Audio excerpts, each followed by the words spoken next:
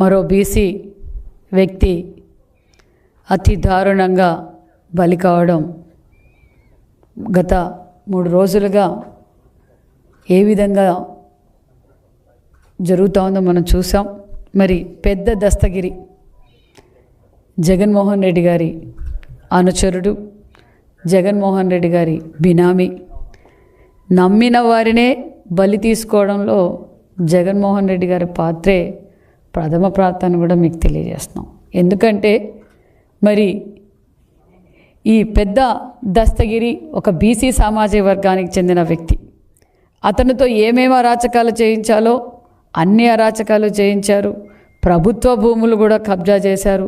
అదే ప్రభుత్వ భూమిలో మరి అందరికీ తెలిసిన విషయమే, కడప జిల్లాలో ఎవరు అడిగినా మరి అందరికీ తెలుసు.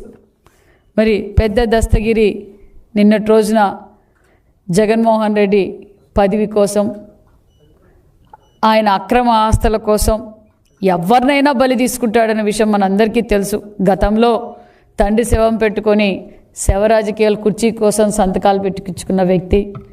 మరి ఎలక్షన్లో తను ముఖ్యమంత్రి కావాలి, గత్యంతరం లేదు అని చెప్పి సొంత బాబాయిని గొడ్డలతో రపర్రపా నరకటం, మరి ఆ గొడ్డల పోటుని గుండుపోటుగా చిత్రీకరించటం. అదేవిధంగా మరి మన డ్రైవర్ సుబ్రహ్మణ్యం ఎమ్మెల్సీ డ్రైవర్ ఒక దళిత బిడ్డని ఏ విధంగా డోర్ డెలివరీ చేశాడో చూసాం.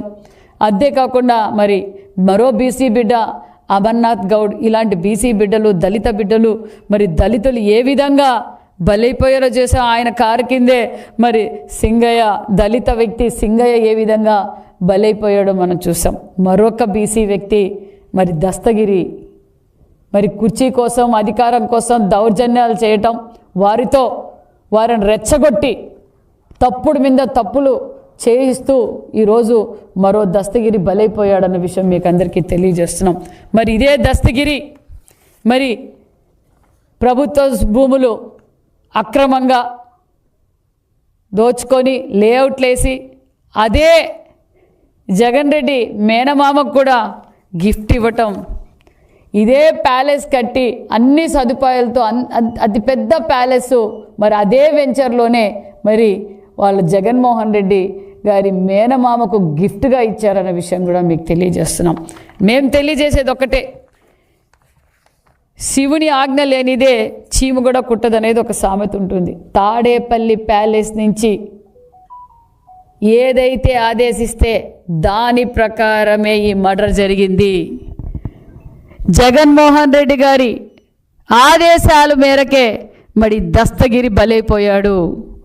నేను తెలియజేసేది ఒక్కటే, ఇందులో ఇంకా చాలా పెద్దవాళ్ళు ఉన్నారు, వారిని కూడా వదిలే ప్రసక్తే లేదన్న విషయం కూడా మీకు అందరికీ తెలియజేస్తున్నాం.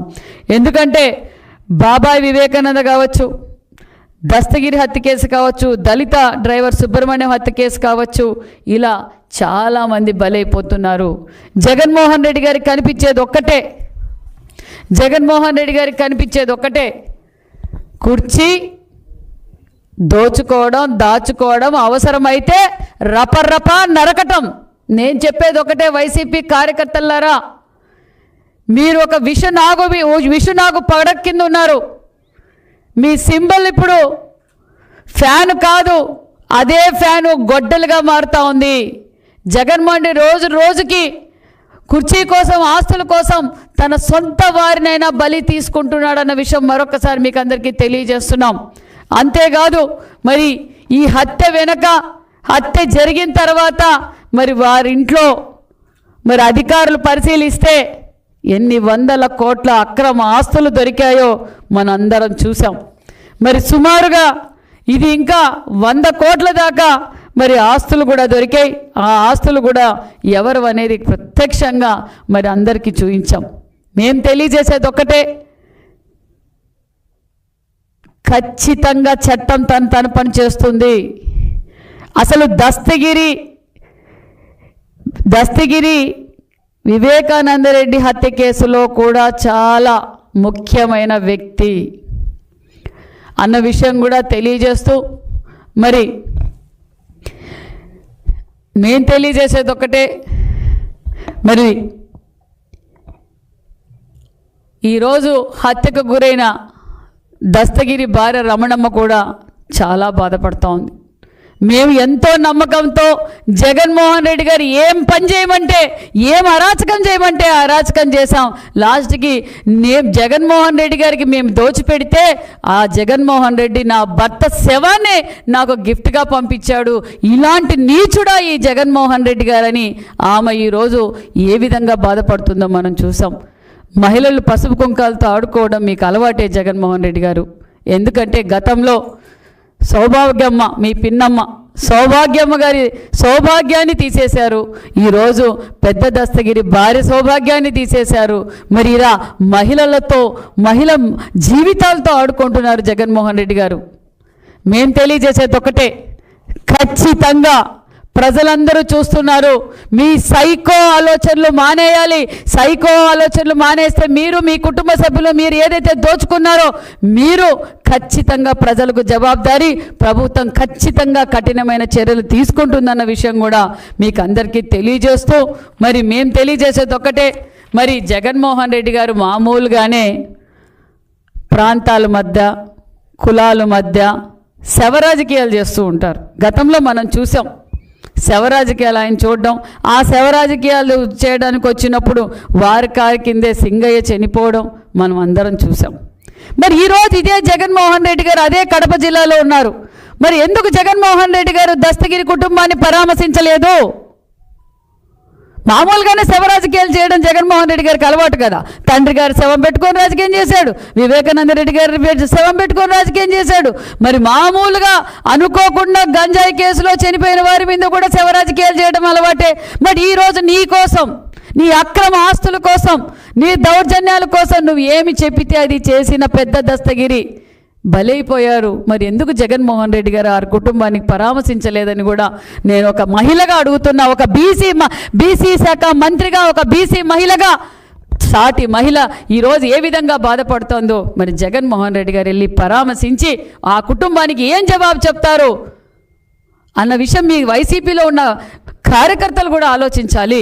ఎందుకంటే జగన్మోహన్ రెడ్డి గారు అవసరానికి నా బీసీలు, నా ఎస్సీలు, నా ఎస్టీలు అని చెప్పి వాడుకొని ఈరోజు మన బడుగు బడిహీన వర్గాలే బలైపోతున్నారన్న విషయం మరొక్కసారి మీకు అందరికీ తెలియజేస్తున్నారు. దయచేసి ప్రజలందరూ ఆలోచిస్తున్నారు. వైసీపీ కార్యకర్తలు కూడా నేను తెలియజేసేది ఒక్కటే, మీరు ఒక త్రాచుపాము పడకిందున్నారు. ఖచ్చితంగా అవసరం అనుకుంటే అది గొడ్డలి పోటుగా మారుతుంది. మీరు అది జాగ్రత్త జాగ్రత్త జాగ్రత్త. ఎందుకంటే ఈరోజు బలైపోతున్నది మన బీసీలే.